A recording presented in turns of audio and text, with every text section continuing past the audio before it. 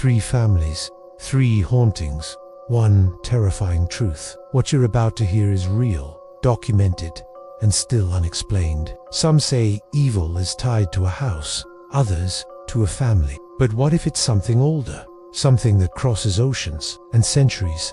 1966. Whispers in the Dark. 1974. Something lashed out. 2011. It took over.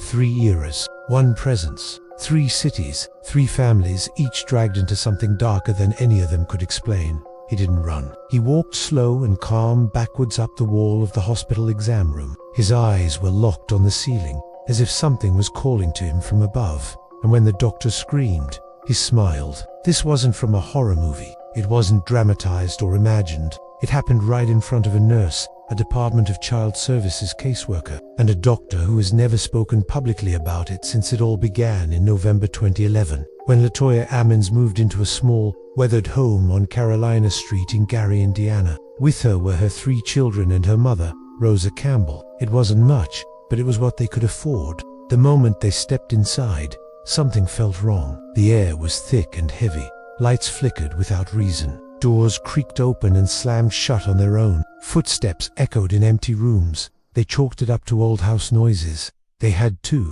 They didn't have anywhere else to go. But soon, the children started changing. It began with whispers in the night. Latoya's daughter started talking to someone, a boy with glowing red eyes, she said. A boy no one else could see. He told her to come outside at night.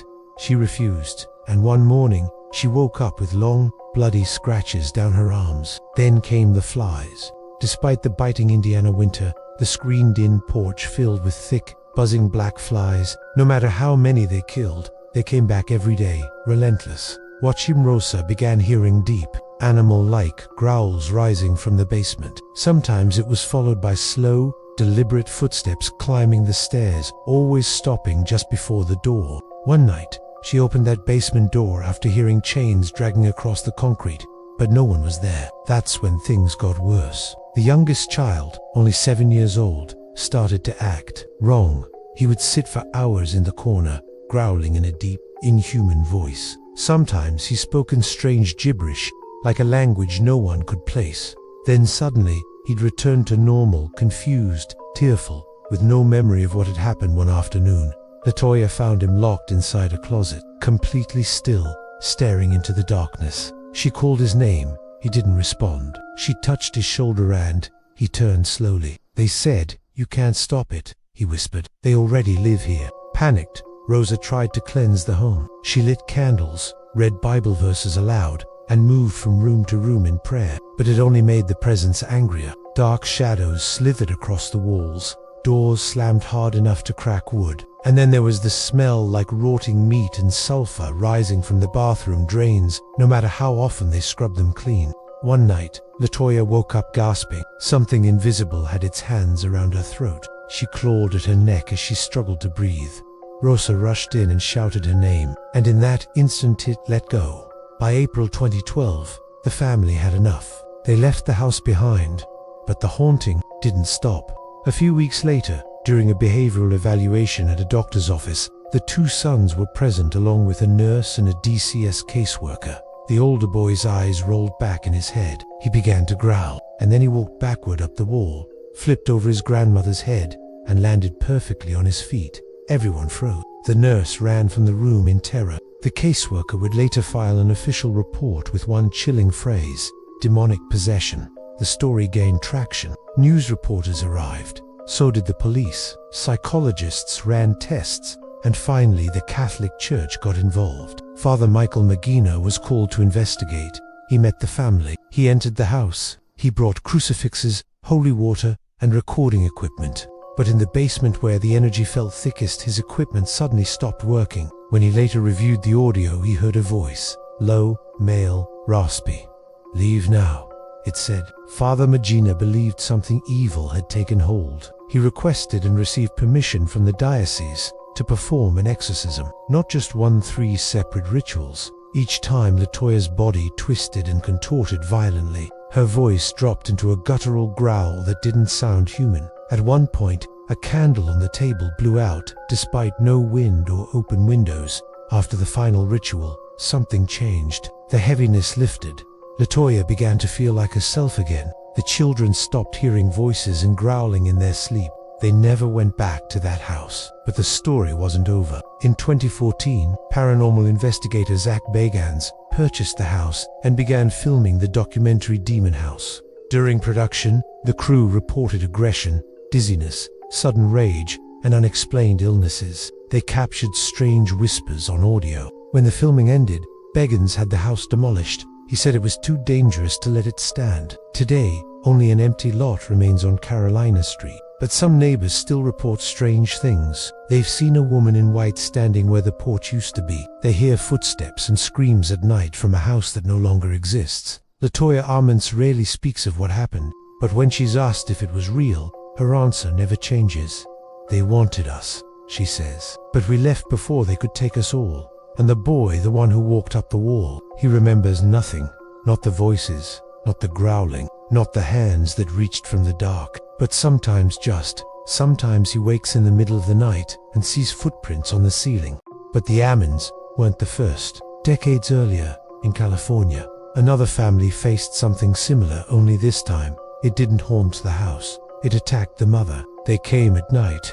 2 of them would pin her down. The 3rd one would hurt her.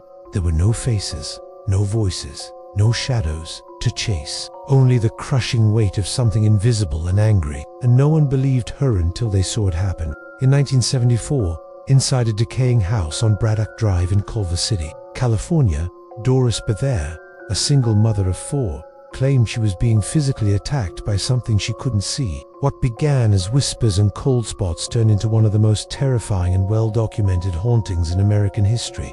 And to this day, no one can explain it. Doris didn't go to the police. She didn't go to a priest. She walked into a bookstore. Parapsychologists Barry Taff and Carrie Gaynor were giving a public lecture when she approached them. Her voice was calm, but something about her was off. She looked exhausted, pale, nervous eyes darting like prey. "I need help," she told them. "Something is attacking me in my home." They assumed she was mentally ill, but something made them pause.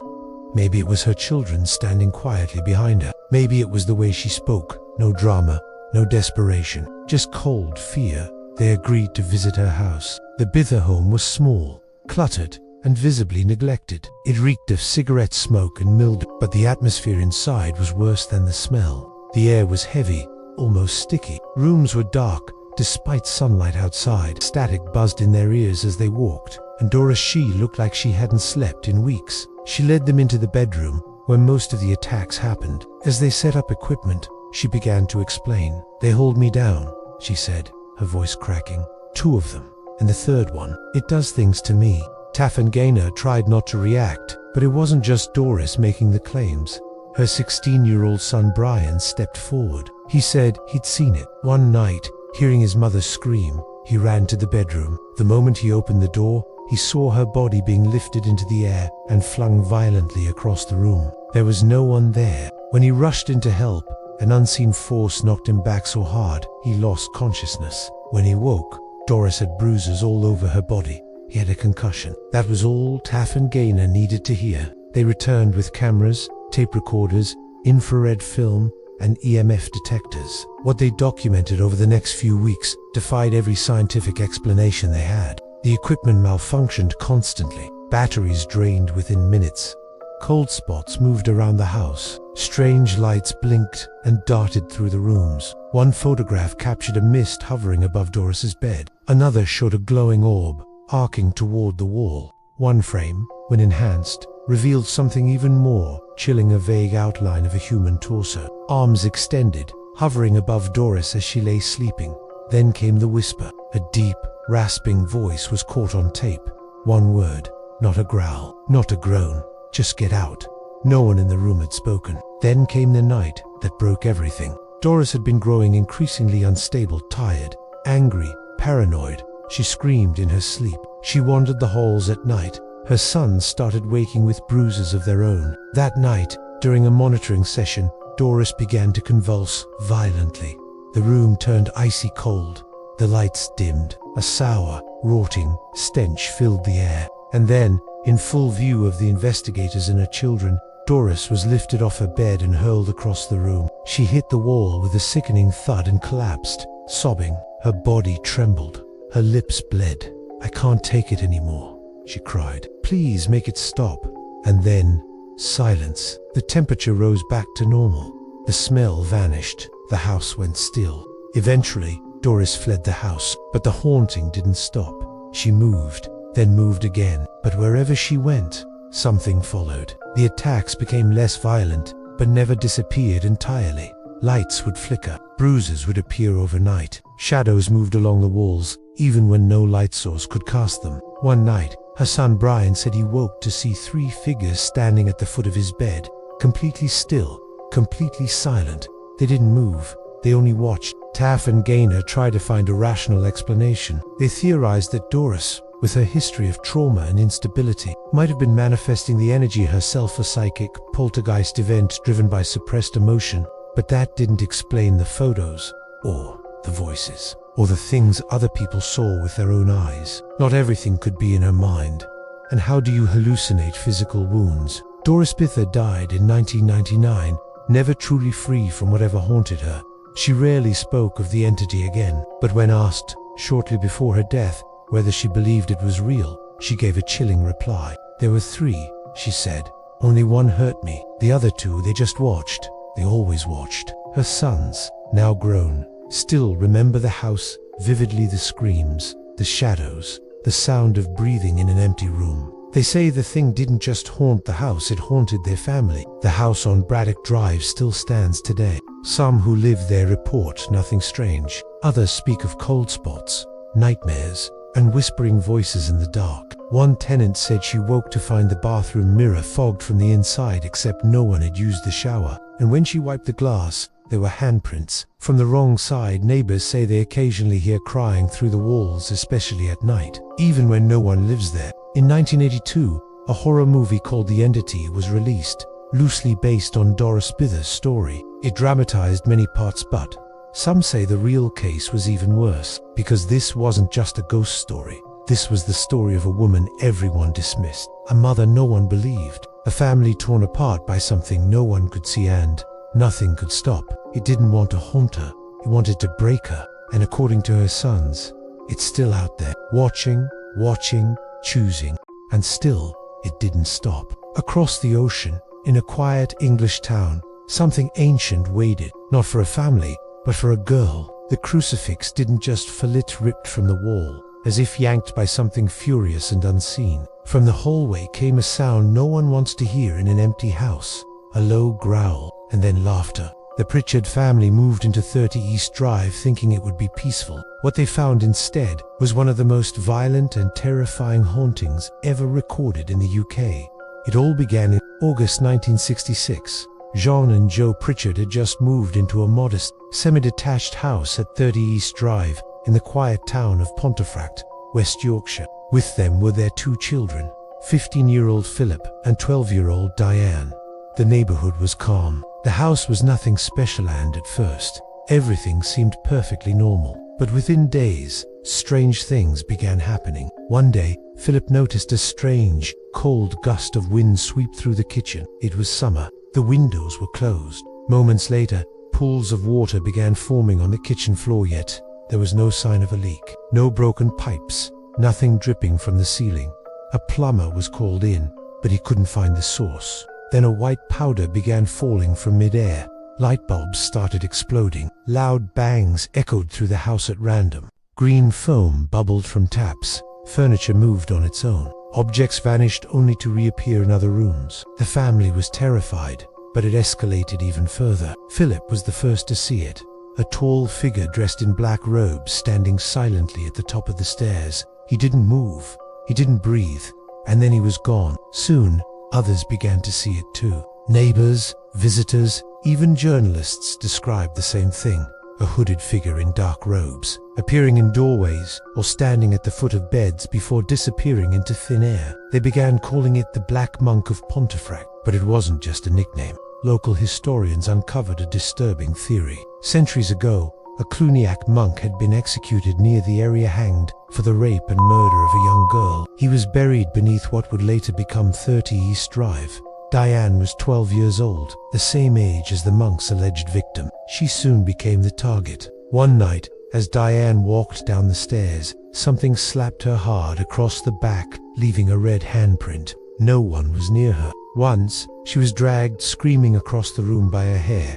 Her wrists bore bruises, long finger marks. She woke with scratches down her legs and bruises along her ribs. Jean and Joe called in a local priest to bless the house. He walked through each room, reading scripture, sprinkling holy water, placing crucifixes on the walls. By nightfall, every crucifix had been torn down. Some were hurled across the room. One was found shattered on the stairs. A second priest arrived. As he stepped into the front hall, something shoved him so hard he stumbled back outside and refused to return. Journalists and paranormal investigators began visiting the home. Moes couldn't stay. Objects were thrown. Cameras failed. One reporter was hit in the head with a flying drawer handle. A psychic lasted just 5 minutes in the house. He walked into Diane's room and immediately turned pale. "It doesn't want us here," he said, and left without another word. After nearly 2 years of torment, the activity suddenly stopped. The house went quiet. Diane grew up. The Pritchards stayed in the home, hoping it was truly over. But years later, when Diane returned as an adult with her own son, the house came alive again. Doors slammed on their own. Whispers came from inside the walls. Latin phrases echoed under the floorboards. Her son was pushed down the stairs. Diane was scratched again deep across her back. At night, the black monk stood at the foot of her bed, watching silently. He hadn't left, he had waited. Over the decades, 30 East Drive became one of Britain's most famous haunted homes. Paranormal investigators from all over the world visited. Most couldn't last the night. The house remains active. Crucifixes still fall. Green foam still appears. Cameras malfunction. Visitors report nausea, sudden rage, and unexplained scratches. One was even bitten. EVP recordings have captured growling, crying, and a single, chilling message: "Get out." One guest staying in Diane's old room was found outside at 3 a.m., barefoot, wide-eyed, mumbling, "It told me to leave." Or else, skeptics say it's folklore, a trick of the mind. But too many people, over too many decades, say the same things. Because 30 East Drive isn't just haunted, it's inhabited, and the Black Monk of Pontefract is still there, watching. I've studied the Pritchards at 30 East Drive, different countries, different decades, but always the same pattern: children, violence, and a presence that doesn't leave. The names change, the entity doesn't. So, if this is the same entity across time, countries, and families, what is it waiting for now? Maybe it's already chosen its next home.